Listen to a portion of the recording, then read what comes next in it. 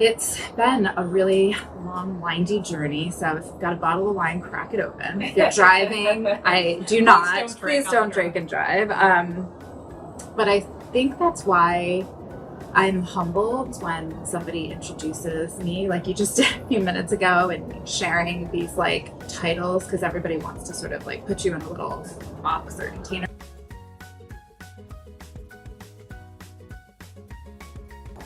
Hello, Heal Squad. Welcome back to another episode. Today I am in New York City at the famed Macy's Herald Square. So excited to be here today. We're going to talk to a dear friend of mine about a lot of life stuff we've gone through together through the last couple of years, but also some fashion, because we are here at Macy's. I'm wearing my Macy's outfit that I went shopping for the other day. I'll tell you all about that in a minute. We'll first start with our quote of the day. Clothes mean nothing until someone lives in them. Bobbie, guess who? What designer said that? Oh my gosh.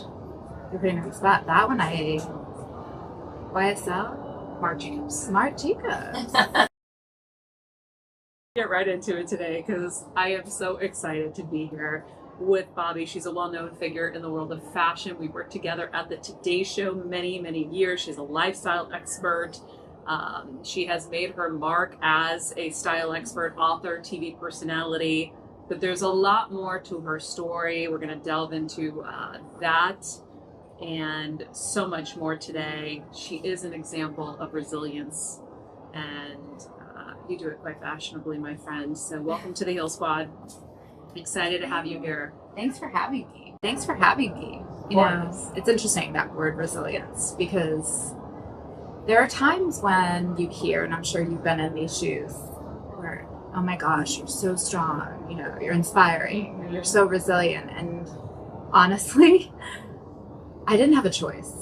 And you sort of have this weird mix of feelings, like some guilt, because you're thinking, I'm glad that sharing my story helped somebody feel less alone, but it certainly wasn't the goal to like inspire somebody. You know, it's such a challenging road when you're faced with trauma of any kind, but it is wild to think about yourself as somebody who's resilient. You just kind of feel like you're moving through and you're carrying pieces of what you could sort of Bring with you. Yeah, what you could bring with you, and in some ways what you could salvage. Yeah, it's like you shatter. You take whatever is left and you move on, and then you do feel heavier on the other end because you're carrying a backpack full of stuff.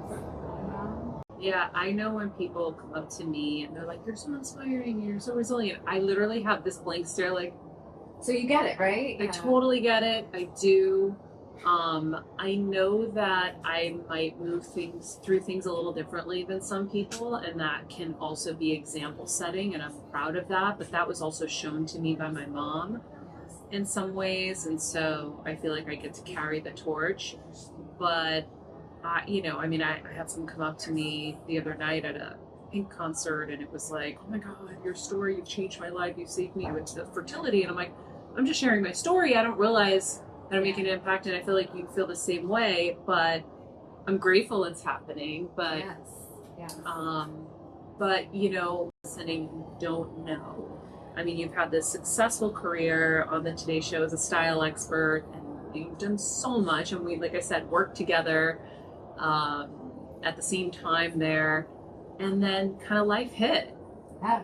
Right? Like our lives were rosy for a minute. By the way, rosy with a grain of salt, because no matter how rosy it looked on the outside, I know I was going through so much shit along the way. Yeah. And it was painful. I was just in that building today having a little PTSD of some of the moments. But, you know, when life really hits, you really get to see how altering it can be. It's a classroom or a magazine when I came out of college. I was getting my master's in marriage, family, and child therapy, and I was working at a trauma center as a rape crisis therapist. And so a lot of people were like, what? Like, I don't get it. Today Show style editor, rape crisis, center. And It's been a really long, windy journey. So if you've got a bottle of wine, crack it open. If you're driving, I do not. Please don't drink and drive. But I think that's why I'm humbled when somebody introduces me, like you just did, censure. And it's been a really long, windy journey. So if you've got a bottle of wine, crack it open. If you're driving, I do not. Please don't drink and drive.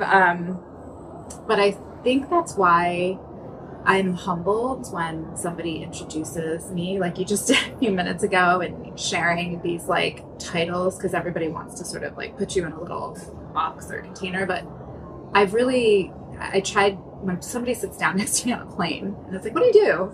And you're just like, I'm a professional girlfriend. And oh, I like that. There's a funny story behind this, because if we wind back, and not to throw NSYNC in the mix, but oh my God, wait, you, my friend, somebody, right? Yeah. Was it JC? Yes. But I share this term that I embrace because I still remember the first time hearing it, I was in tears. I actually was dating one of the guys, and a journalist from Rolling Stone shadowed us for like a week or two. And when the article did come out in Rolling Stone, it was the cover. Somebody was like, yeah, well, what about, his girlfriend? And they said, Bobbie? They're like, oh, she's a professional girlfriend. And I wept because I didn't know that I was going to grad school. I was fighting so hard. I had a column out, Bobbie, on Boys, Body, Beauty, and You. I really was so fiercely protective of my independence and what I was doing. And the thought that it was a +1 was shattering to me. Professional girlfriend? So I've never heard that in my life. Well, I thought I've trademarked it professional since. Girlfriend because you're such a girl's girl. Well, yes, I do mean that now, but imagine back then, Marie and I also shared another lovely person in our life, Alan Berger, walking into a meeting and saying, I know, like this was years later, because at first, it's funny, it almost felt like a dig. But then I realized, you know what I am? I am a professional girlfriend, because not only am I wonderful as a partner, but I do look out as a girlfriend for women, because I just wished growing up that I felt supported by other women. And, sort of not that I was born 100 years ago, but at the time I was growing up, the sort of temperature was there's no I in team, and that's how the guys were cultured. It was very much like guys had the boys club, and for girls it was like who was most popular, had best hair. And it was this competitive environment. And for me, when I, found myself, I had to move around a lot. My parents divorced when I was around 9. And so I had to change like 3 different elementary schools. Let me tell you, that is really hard. You're trying to figure out who you are. Life at home is insecure. So can you imagine? You're at 3 different points in my life. It's like trying to make new friends, like don't hate me, no, I'm not going to steal your boyfriend, or well, you're trying to make yourself. And so I think early on I got really good at sort of trying to be self-deprecating and wanted to like be friends with everyone, and I just felt so alone. And I think I felt most uncomfortable with other females, and that really stuck with me. And I remember even seeing Madonna for the first time, and there's so many amazing qualities about celebrities, like she, how open she was about her sexuality and everything. But in some ways it was interesting. It was like women wanted to tear her down for the short skirt and the like teased hair, and how it was this constant fight. And as young girls, I think we were inundated with this idea of being good or bad or competitive, and it was a hard landscape. And I really just sought approval. Not only did I desperately want approval from my father, but boys.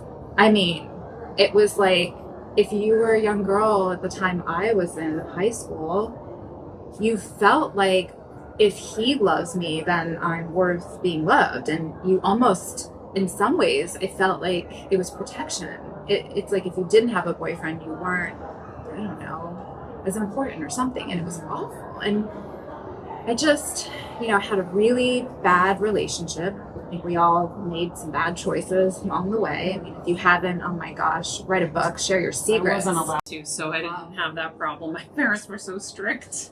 Unfortunately. But if I had been allowed, all the boys I liked were not good. Yeah. Well, I found myself in a really unhealthy relationship, and I was in the Los Angeles area, and he had an opportunity to transfer schools for his football career, and basically proposed to me one day and said, "Will you marry me? I need you to come with me."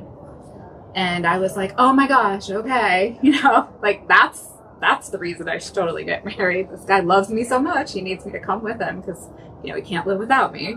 And it was already tough because it was also a time where he really was jealous, and some really crappy things that happened where my friends were trying to give me the heads up, but, in a weird way, it was crazy. It was like, oh, he really loves me.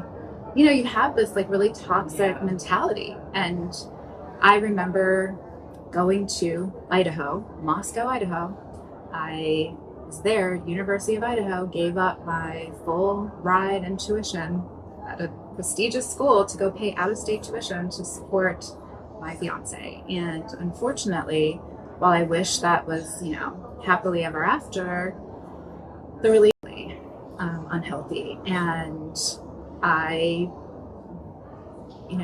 one day was beat up and had to turn to these women who luckily were there for me. And I hid out on this farm outside of Moscow, Idaho. There's an even smaller town that was amazing. But I was there with the cows, horses, and getting videos to finish school. And I share this, and I talked about it a little bit when I talked about that part of my life, but it was at that moment that I actually was going to be a sports broadcast major back at UCLA, but instead they didn't have a communications department. So when I went to school there, thank God, this professor saw the writing on the wall for me and said, "You're going to be a psychology major. You're going to do this and that." And so in those classes, I was actually learning about myself and realizing the statistics and how rare it was for somebody like me to actually stop that cycle and to get away, coupled with the fact that in your early 20s, you think, I know everything, I'm going to save the world. I was just sort of on a mission. After I left and ended up back in Los Angeles with my mom, I wanted to just do whatever I could to help women. I enrolled in a master's program to become a therapist. I worked at the Rape Crisis Trauma Center, and I just wanted to affect change. And something really interesting happened. I was having a really hard time because at the crisis center, they had what was called a SART team, a sexual assault response team. And you would go and be on call overnight, and you would go to hospitals if they had a survivor. Wow. And you would give them their package, etc. And so I really became sort of burnt out. It was so hard to often have to hand that person back to a perpetrator or the suspected perpetrator, but also that time in my life was so defining because on one hand, I realized when I would trade my SART hours for prevention education hours, I could talk to 500 kids in a classroom at PE, no problem. Talk about sexual harassment or anything else. Send me to talk to anybody, and all of a sudden it clicked. I wanted to engage before the trauma hits to try to affect change. And I had no problem speaking up and being passionate. I didn't care about being the person in the front of the room or what I looked like. I really cared about what information I wanted to share. And secondly, understanding the power of lipstick. And so to bring this full circle and to understand why sitting above, and I'm trying not to cry because to somebody at home that doesn't see this right now, I'm looking at Chanel and Dior and Mars and Clarins. And can I tell you, these brands, if you looked at my phone right now, I have probably 168,000 unread messages. Oh, and I have 10,000. I just saw it yesterday. I beat you. Like, well, those are my emails. I have to check my texts. Those are a lot too. But you know, it's really something to be sitting here like 30 years later, and in that moment, and let me explain, to hand someone who has just been so grossly violated clean clothes and toiletries, but makeup, and they look at you as if, why are you giving this to me? Like, it's the last thing they could imagine giving a crap about or wanting from you. And because you deserve to, like the campaign says, you're worthy. You deserve that lipstick. And that does not invite anybody to violate you. And that is something that you need to define for yourself, what boundaries you are worth just adoring in any way, whether it's lipstick or, you know, a gorgeous, sexy dress. And yes, I said the word sexy. We as women can be sexy and smart and still expect that to be safe. Yeah, we need to be safe. And so that time in my life, although I didn't understand the forces, you know, that were swirling around me, it really defined the foundation of my character along with my family life, because I really understood what it meant to have a mother who was resilient and was probably not given a choice and had to do her best and allow me to be in this relationship. And, you know, ironically, even my father, who didn't make the best choices, called the day I was really banged up and said, well, you know, if you go back to him, we will do whatever you want. And I thought in my head, are you crazy? I almost expected my dad to say, that's it, I'm getting on a plane, you know, you need to come home. And the best thing that ever happened to me was somebody basically taking that big heavy medicine ball and just giving it right back to me and saying, well, what do you want to do? And I realized I could mess up my own life right now, and I mess this up, and it's my choice right now. Like, am I going to stay in this relationship and maybe not be there? Or am I actually going to like take this like opportunity to get out? And in some weird way, just those moments early on that a lot of people don't know about my story, and the fact that, you know, I could have cared less about being in front of a camera. I moved back to Los Angeles, and my sister was young in the business and introduced me to Stacy Ferguson, who to most people, they would know Stacy as Fergie from the Black Eyed Peas. But Fergie and I had just gotten out of these horrible relationships and became like Barbie and Skipper. She and I just sort of leaned on each other. And at the time, she had a small girl group. And here I was with turtlenecks and a bob, you know, going to school every day. Absolutely was a fish out of water. I still remember being at one of the clubs in LA, and this guy was talking to me, and I was like, meh. And then I go to work at a pharmacy that I was helping HIV patients. And one day she's like, this girl comes back and she's like, honestly, you just need to tell him your schedule. And I'm like, what? She's like, David Schwimmer? I was just dying. And I thought, who is that? I had no idea. I didn't even watch Friends. Like, that's how much of a geek I was. I watched it either. I just started watching it on planes, and I'm obsessed. It's amazing, right? Yeah, it's the funniest show. So I was a complete geek and had no idea that I had like told David Schwimmer that I worked at a pharmacy on La Cienega, and apparently he drove up and down La Cienega and stopped at every pharmacy to drop off the Dostoevsky, his favorite book. And yeah, what a wild time in my life. I think people sometimes will see someone in front of a camera and they just assume, you know, oh, she was put there, or this was because she was, I don't know, someone's daughter. But for me, it was a complete accident. I mean, and if you don't know who Mr. Magoo is, please Google Mr. Magoo, because I am Mrs. Magoo. I literally funny. My husband plays that video all the time. Oh my gosh. You're just crashing into everything. There's like one plank in front of the other plank, and you have no reasoning, but I just followed from the very beginning my gut, and whatever felt right. And whenever I just wanted to feel good so bad that I thought, if I just make other people feel good, instead of just me having my back, maybe the world, everyone else can have everybody else's back. And that was just sort of my mantra. It was like, when you think the grass is greener, it's time to water your own, buck up, and get out there and just help people feel good. And so, well, when I always give people advice when they're in a rough time, go volunteer, because when you help other people, you're really helping yourself. So that's what I think happened with you. But how did you end up fashion from there? Was it remind me of that moment when I tell you how this all happened? So I'm back with Stacy, and I tell you her because one day she comes in and she's like, oh, I have a blind date, but you know, there are these guys. I was in Kids Incorporated. They were on the Mickey Mouse Club, and they are at RCA, and they're here in town, and Divinator, which was the publicist nickname we gave him, he really needs us to take him out. So I need you to call Sarah, Pantera Sarah, that Maria and I happen to know. I need you to call Sarah and get them into the club. And I'm thinking, what? How am I? Like, I was like, oh, so I call Sarah. She's like, absolutely not. They're 14? There's no way they can get. I'm like, but Joseph's is really a restaurant, so maybe we can get them in. And here I was. So she said, you have to be there.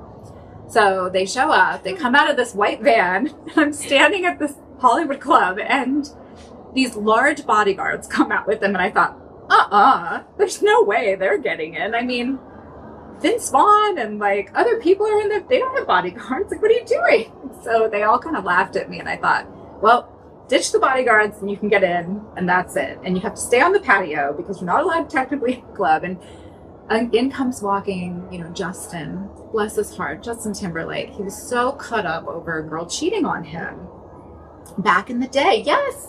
This guy who all of his, oh my gosh, I think he was 15. Wow. And I remember thinking, what? Look around. This is not a time to be sad.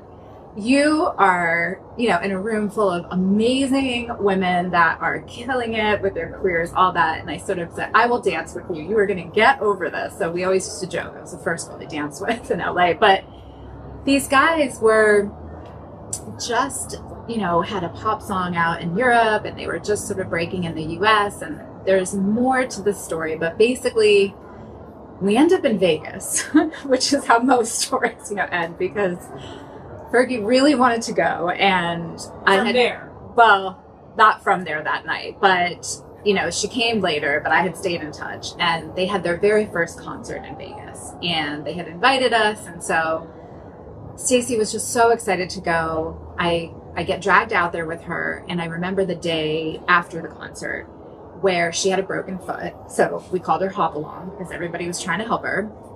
And I thought, great, it's the day after New Year's Eve. What time is our flight? Because everybody's getting ready to leave. And she's like, well, we can just go to the airport. And I thought, why? She's like, we are not on standby. We didn't have a ticket home. So if anybody knows what it's like to be in Vegas the day after New Year's without a flight home, you might as well walk. Yeah. I mean, there's no way. So, of course, we got on the tour bus because there was a Team People party in LA that they were going back for. I'm Mrs. Magoo, I'm telling you. It is absolutely wild how I ended up on this ride. But I get on this tour bus, and by the time we got back to LA, and you know, history was made shortly after that. I ended up being in sync with this band for almost 4 years. And what do you mean? I mean, like, I started dating one of the guys. Right. Yes. Right. Yeah. So, you know, he reached out, and I was really resistant because I was working and in school, and I just said, you know, look, school is my luxury. And I still remember the first time there was a ticket sent to me with like postage all over it and said, please, I can't use this ticket to come see you. Will you please use this ticket to come see me? And I mean, it was like twisting my arm.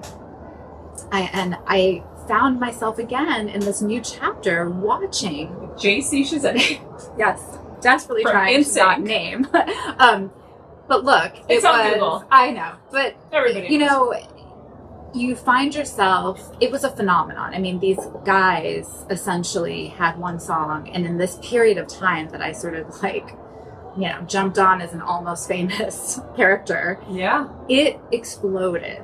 And I can't even tell you, like, the level of it just pandemonium around them in so many ways. But girls, young girls that were arriving at concerts, throwing themselves in front of tour buses and everything else. It was such a bird's eye view of what young girls go through, how they become obsessed and get excited about things. And I remember being this is the beginning of the entertainment career, but being at a teen magazine photo shoot. And the editor said to me, I'm in the back of the room, what do you think of this new magazine? And I look at the spread and it says, Brittany, with a picture of her. Are her boobs real or fake? And I looked at him and I thought, I'm talking to women. And honestly, the girls that read your magazine they're scraping up lunch money to buy this magazine. And I am, begging women in a room to get their boundaries and to make sure that they can some way find a light towards the future. But I would give anything to tell these young girls that confidence is sexy, not a boob job. Just tweak the headline. How hard is that? And it was the beginning of me not knowing that the editor-in-chief would call me while I was on a tour bus and say, hi, I'm the editor-in-chief. You made this comment. Right for our magazine. And wow. Here I was. Here you go again. This is Magoo. I got a Sharpie and I said at first, what am I going to do? He's like, we're going to call Bobby's Buzz. Ask people whatever you think. It's an advice column. Bobbie on boys, body, beauty, and you. And so I turned to Justin. That's who I was hanging out with. And I said, jeans and a t-shirt or a little black dress? You can imagine jeans and a t-shirt. Ask, JC, makeup or no makeup? Oh my gosh. I love seeing a girl first thing in the morning. She doesn't have any of that stuff on. Ugh, I don't want to kiss that. It was all of these brilliant things that I knew from being right next to these guys that thousands and millions of young girls were so worried about wearing heels down a dirt road to the concert to look their best and put so much makeup on and push-up bras and everything else. And these guys, they're just regular guys like every other guy. And I thought, what an opportunity. I just wanted so bad. Those were the girls I wanted to talk to because I wanted them to realize that's not what's beautiful and sexy and amazing. It's the confidence and the comfort you have in your own skin. So as you can imagine, that really, without me realizing where I would end up 25 years later, was the beginning and the thesis essentially for my book. Even I remember, Move Forward, that magazine, 5 years later, I retired as the West Coast editor. I was done taping my own boobs down and the editor-in-chief said, hey, I'm launching this new magazine called In Touch. And, I remember that. He was like, just move it over. We'll call it The Buzz. And I remember that. And I was laughing. I thought, what am I going to do with a celebrity magazine? And we were so close. And he was like, look, you figured it out on that one. And I said, well, I found soccer moms that were making amazing stuff and celebrities, our friends were wearing them. And I thought, nobody really cares about who you're wearing as much as why you're wearing it. And I dug deep to find independent businesses, etc., to really spotlight those brands. And I also found myself, funny enough, I was asked by a friend to do something for E! News Daily when it was still called E! News Daily. And I remember they told me the paycheck and I thought, what? Because I had never really sought out being in front of the camera, but it was going to pay off a chunk of my student loans. And sure enough, I had a friend say, please just go meet my wife, just trust us, go in there. And I didn't know what a development deal was in Hollywood. It was completely blown away because I walked in and somebody said, yeah, we want to give you this amount. And they wrote it down on a piece of paper and I didn't have a lawyer. And they said, here's another piece of paper. We're not allowed to let you sign this contract. So here are 6 lawyers you should go talk to come back to us. And it paid off my student loans. And here I am. And even then, I was sent to New York for something completely different. And I was told to do the Today Show. And I had no idea what I was doing. In Los Angeles, people watch the local news more than they watch the Today Show. Yeah. So I really hadn't watched it. I didn't really understand what was happening. And shout out to Jillian Barbary. We all watched her. Right? Yeah. And at the time, Matt Lauer, cool. Who are you? Didn't have a clue. Or Katie Couric, but yet here I am, like walking in my juicy couture, probably. So I was told to do this one segment, and I freaked out. I cried. This is a personal note. If anybody knows Alan Berger, he was an agent. That was he was Katie Couric's agent, and probably they're still friends, I'm sure. But I cried to him on the phone. I said, I can't do this. I don't know what I'm doing. He's like, well, the segment's packing for a 3-day getaway. Didn't you go to New York for 3 days? What's in your bag? He literally did my first segment. Breaks it down so easy. Mr. Magoo, Mrs. Magoo again. So I grabbed stuff out of my bag, and I put on this poncho that you could wear 6 ways. And Alan calls me, and I'm in the car heading back to Los Angeles thinking, thank you. I am going home. I never have to do this again. Like, I survived. He's like, Bobbie, oh my God, poncho, cancer, poncho. The phone lines broke, apparently. And he's like, we got 5 more segments. I almost died. I had no idea how to even process the information. And 18 years later, I am sitting here. I've still been doing the show. After making a mistake. And I think to this date, I might still be one of the only people in history that they had come back and bring the poncho back and tell people on air where you could buy it, because I didn't know they sold things. I didn't know what marketing and advertising was, because I really just wanted to tell women, what to wear that was in my bag. So I really love this history. I had no idea we were going down that path, but I always love, because I remember when I was growing up wanting to know how did that person get there. Yeah. It's so cool to just see the bricks laid down. Yeah. And Mr. Magoo crashing through. Well, I share a lot of that, because you can go on my Instagram and you can read my essays on today.com, and what Maria's probably referring to. I've really shared my personal journey while talking about fashion and beauty, not because I thought, look at me, hey me. It was just part of my formula. I only knew how to share authentically and 360, right? So, when I went through IVF, 5 rounds, this was long before any celebrity was saying this. My son is 8, and it took me, I was pregnant for almost a year, and it took me a year and a half. And I wrote an essay called No More Whispers. So back then it was like looking at the beginnings of social, saying, did she have a burrito or is that a baby in her belly? And me actually addressing that on air. Thank you, Jesus, for putting Hoda and Kathy Lee in front of me, because they looked at me and they said, go. And I said, I was so flattered that somebody noticed, because honestly, we spend 2 hours in hair and makeup to get out there to get your attention. And honestly, if you are paying attention to the weight gain, you're noticing me. And I just want to tell you, I wish it was a baby in my belly. I really, to this day, I still feel the pain. I wish it was at that point. And I don't think enough people are honest about that. Yes. Oh my gosh. I definitely. You're still emotional about it. I gained 20 pounds at that point, and you know what? Yes. Yeah. And I would cry trying to get dressed, because I thought, I don't want people to think that, something's wrong. They'd say, is she tired? Is she, drinking? Is she bloated?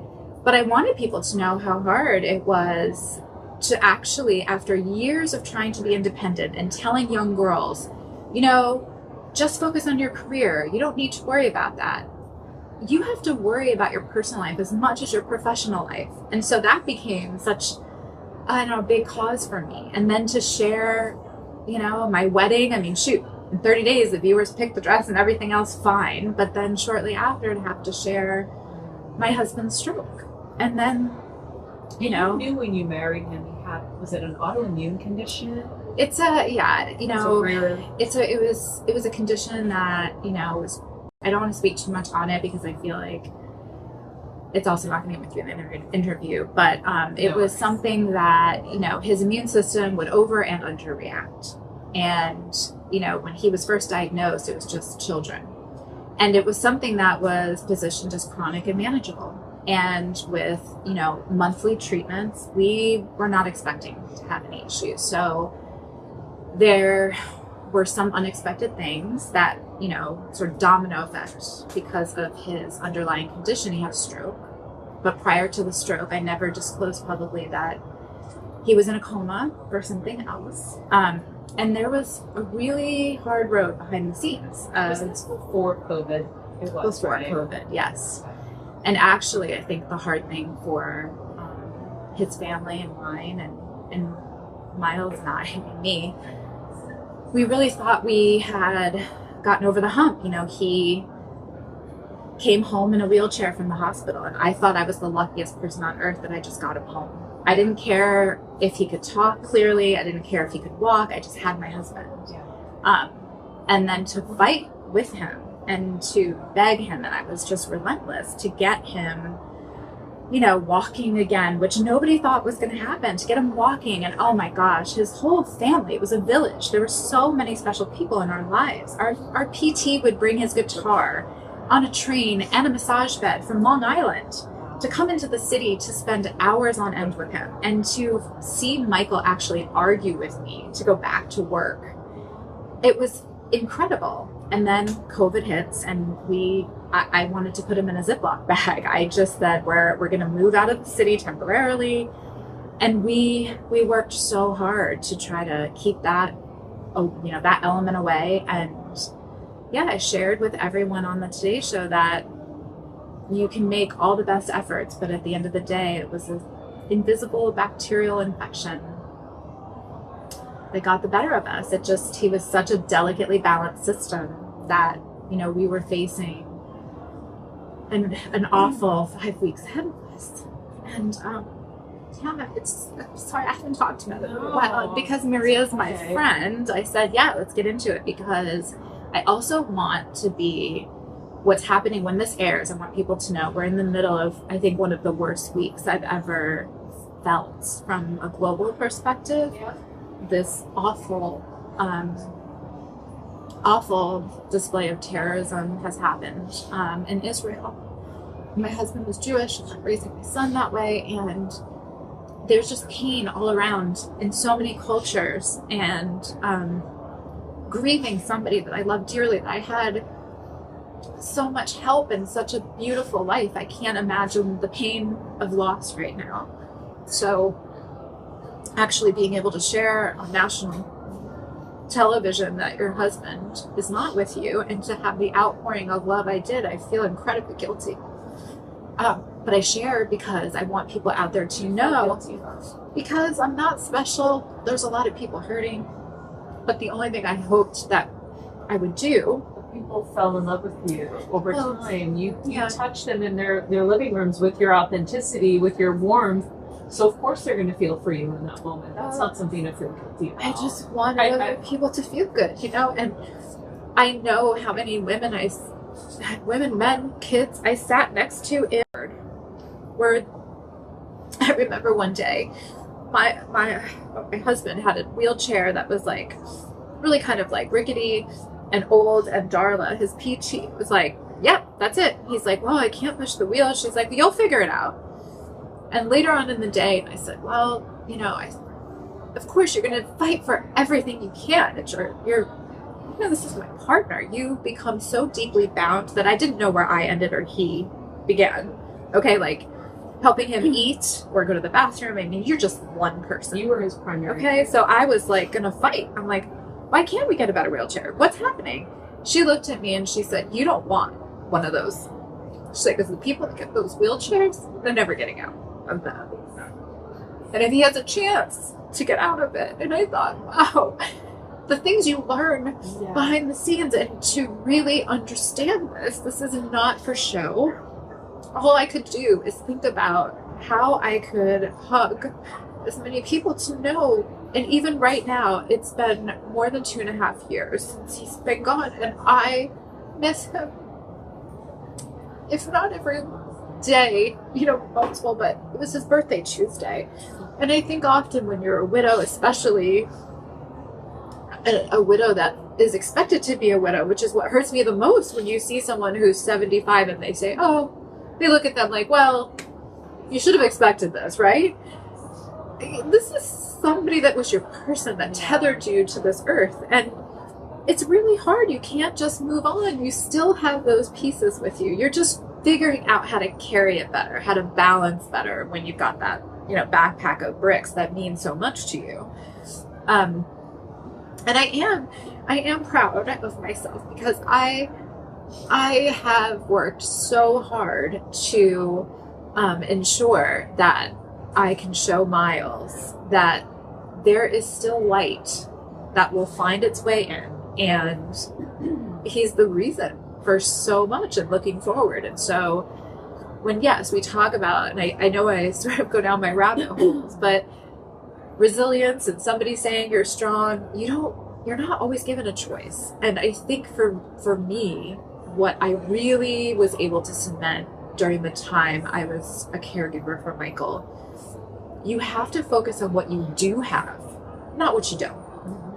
You've got to focus on the rickety wheelchair and not that one that you think you want.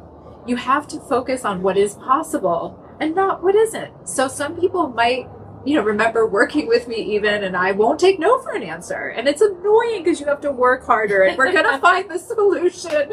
And I know you can relate. I know. People are like, gosh, that she's so challenging. And it's because I have my girls that they love me, but they have loathed me at points because I'm going to figure out how to do it. So let's just figure it out, because arguing about the fact that it's not going to happen is not going to change the fact that I am going to step in front of that camera. So we have got to make it work. But that is how I function. We believe it's possible. I believe it's possible, and I believe that there is kindness, and kindness is like air for me. I don't need to be the most followed, the most popular. I just want to be as authentic as humanly possible and give as much love and kindness, because how can you lose? I mean, this is true. That's it. So, I lead with my heart, and I'm here to just hopefully tug on someone's to say, if you know someone who has gone through loss, a parent, even a grandparent, check in on them. And if somebody is having a really hard time and you just wish they could get over it and move on, appreciate them for the sensitive person they are. I wonder, like, in this journey through caretaking and even passing, what are some of the things you would share with people that you wish they had done or wish they hadn't? Meet myself as a caretaker, or? Yeah, like, I know, for example, the people that let me down and then the people that didn't, right? Like, I know how to advise people now, because unless you've gone through it, it's really hard. So you can only expect so much. But I always try to share with people because it's so hard to know what to say, what to do, what the right thing to do is. Can I tell you something? I'm sure this is my camera. By the way, if we have tissues, anybody can jump in with tissues. I don't really care what I look like, and I am shellacked. I just don't know if you want me to blow your nose or whatever. No, that's the good thing about getting older and hitting a few bumps along the way. I care far less lately about my concealer. I don't care if you know what to say or if you don't. Say something. Because you know what hurts more? Is not hearing from anyone. Yeah. And that is the thing that, like, if somebody's like, I can't give you advice on an individual or a situation, I don't know. But I do know that I would much rather talk to a friend about how what they said hurt or didn't hit the mark than not have that friend. Yeah. And that is, like, the biggest thing I want to say, because so many people get so uncomfortable. Yeah. And they don't know how to talk to you, or they fear they're going to say the wrong thing, and they're afraid that it's going to be a sad time. Well, maybe it will, but you just want people to show up. Just show up, be there. It could be texting them a funny picture. It could be sending them a cute animal meme. If you can't say it, show it in some other way. It doesn't have to be stuff. It's just letting someone know you're in their corner and you're there. And honestly, I think it meant more, not that you don't want everybody to sort of reach out, but anyone that goes through something very traumatic definitely needs the cushion, but you are numb and in a fog. There's a blur. There's like it's okay. I think a lot of people worry like, oh, I need to call them right now, or what should I say? Or should I be, I don't want to be the last person to make it seem like I didn't care. It doesn't matter when. Just reach out. And some of those people that waited and said, listen, I wanted to call, I could think about how to best support you. I mean, whatever you can do, do it. And it's not that hard. I hope that gets across in the right way, because I think it does, absolutely. But I think people need the guidance, because it is awkward. I've had people that work intimately with me every single day when my mom and dad were both in hospitals, potentially dying of COVID, didn't say a thing. And I'm like, wait, I don't understand. All you have to say is, I'm so sorry. And they're like, oh, we didn't want to. I'm like, wait, what? Just say something. Or like when my friend's dad died the other day, I literally texted, where are you right now? Because I'm getting in my car and I'm coming. And you can tell me no, and I'll stand back, stand down. But until you tell me no, I'm coming and I'm hugging you and I'm just going to sit there. Yeah, you know what's funny? Just to give you a sense of relief, if you are in this position right now, people worry about what they'll say and they don't know how to help. Chances are you're just going to show up and you're just going to sit there, and someone is just going to either not say anything Or pour out. or they're going to pour out, and you're just going to listen and say, I hear you. Bring some food. I brought baklava. That's it. And I have to say, there's a trick that I'm sure you were told early on, because at least for me, like I really didn't plan to get in front of a camera. So it wasn't like I took acting lessons or something. And I remember early on, if I was nervous or uncomfortable, I just said it. I would walk out in front of 500 people and I had to give a 45-minute, speech. And I would say, wow, guys, hi, I am super nervous. So if anybody wants to make me feel better right now, just jump in. And immediately you see the love. In this situation, if you're awkward and you don't just say, I feel so awkward, I want to be here for you right now, and I'm so nervous. I don't want to make this about me, but I just want to be there for you. So if I say the wrong thing, I'm sorry. Whatever you have to do to get comfortable is all that matters. Yeah. It's been 2.5 years? Yeah, he passed on December 1st. Do you guys do anything to honor his memory? Is it Yes. on his memorial? Like, well, how do you guys do so that? many? So we have a bunch of things. Miles and I, on Michael's birthday and on Father's Day, we go to the beach with donuts, because that was his favorite thing. And it sucks because Miles now has celiac, which, so can you imagine? I'm like, do you have any gluten-free? It's like I'm usually trying to find a fancy bougie shop somewhere. I wish I could just, and he's so sweet. If we go to Dunkin' Donuts, he'll say, it's okay, I'll get the orange juice. Because I'm somebody that didn't want him to have all the sugar in the orange juice. But we would still get donuts and go to the beach. And then, for Miles and I, rainbows in our house.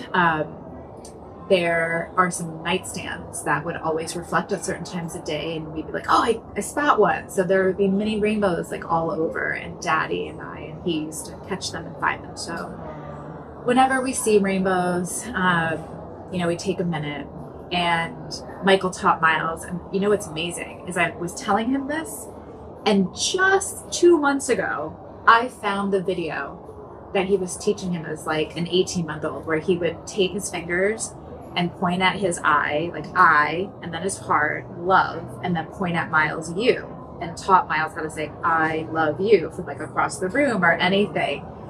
And I mean, watching Miles' face actually see himself as a baby and Daddy doing that, we had been doing that, and it was like, oh my gosh. Did he remember it? Well, what was amazing was to see him piece together, just being told. And like, I didn't say Daddy did this all the time. We would do that and do that. And I think on occasion I'm like, we used to do that. Daddy did it too. And to see it, he was just like, wow, my daddy, like it was really cool. He's just turned 8. And to see that sort of sink in was like amazing. We've been through a lot. We're still going through a lot. Yeah. What advice do you have for someone who is going through a lot? Keep going. And if you have to sit, you sit down. And look, I'm still going through it. So I would like to say community has been a amazing for me. I have found so much comfort in the kindness of strangers who would take the time. It still blows my mind that I would open up my DMs and Instagram and these messages that are so heartfelt. Yes. Isn't it unbelievable? It's unbelievable that somebody would take the time to write something so beautiful and they don't know you. And I cherish, like, me too, that. And sometimes I just don't know. I don't know how to get through it. I have to sit down. I know that, you know, for me, that annoying saying of it's not one day at a time, it's 1 hour at a time, you know, because when you feel like crap, you're not thinking about the whole day. You're just panicking in that moment about everything. So I try to really remember, sometimes, you know, it's possible. Been there before. It's like I can just shift. So I'm really sort of focused on feeling present, like kind of touching. For me, I deal with anxiety a lot. You know, I'm somebody who has had panic attacks, and so for me, it's very important that I feel like the chair I'm sitting in, the table, and I just sort of ground myself for a few minutes. I like that practice. So you actually have to feel something. So that I can remember there's something tangible, that I'm here, and you just kind of remember you're here. And for some reason, just sort of feeling something, smelling something, often just really taking a minute to use your senses to sort of get out of the mental space. Did you learn that from a therapist? Because I learned that from our trauma expert. Well, it's so funny. I've had bits and pieces, you know, Hoda on the Today Show. She is everything behind the scenes and more. You know, she's exactly who she is. Oh God! She's and awesome.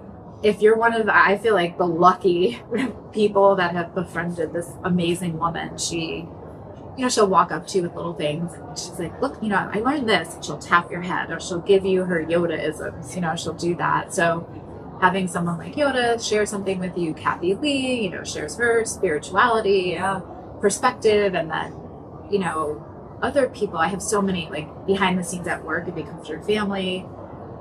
You know, I collect whatever I can to be useful. I remember one of the crew members right before I was doing something and actually stepping out to date for the first time, which, let's talk about going through it. Another piece there where, you know, I had a little nudging. So the nest said, all right, it's time. I wasn't quite sure, but I thought, you know what, if there's ever time to just try to fly, why not? Let everybody just either watch me fail or help me, you know, catch me. She just said, you know, go ahead, let's walk through this. You're right here. You know, try to think of tapping your foot. You're on the ground. And it was so funny because I definitely had that moment before I said I was going to do it, where I was like, am I ready? I can't believe this. And I did it. And here I am, like, this started at the beginning of the year. We're in the fall. Are you dating someone right now? I just taught, there's a huge, if you're interested, Bobbi's dating diary is actually up on today.com. And thank you to the 50,000 plus people who have read my personal diary, which I do give everything to. An update about someone that I met, and I'm still so sad that I broke things off in August. It was 5 months. I named about 5 months. So to think that when I started this, I would even be sitting here talking to you now saying I even had my first mini relationship, you know, and I think the only reason that was actually for me able to happen is he is a fellow widower. He's a widower with a child that's close in age, and I felt like he could really understand a lot of what I was going through. It's a nice bridge, right? Yeah. It's a nice first entry with somebody who understands what you've been through. I can imagine.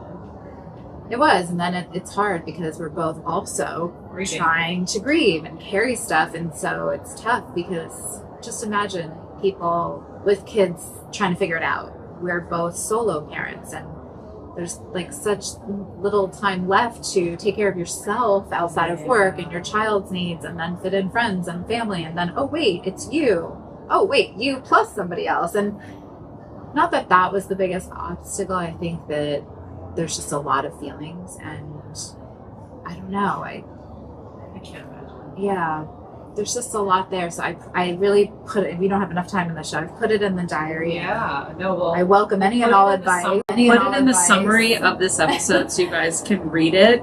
I feel like I love that you share so much of your journey because people need to know they're not alone in all of these things. That's why it's kind of, I feel like our almost obligation in a sense for those of us who are okay with doing it. Okay, Bobbie, we're going to leave this right here and we're going to send the Heal Squad back here tomorrow to listen to part 2 where we talk fashion because we could have talked forever. So, friends, we'll be back tomorrow with Bobbie and more. In the meantime, be nice people, make good choices, and be present.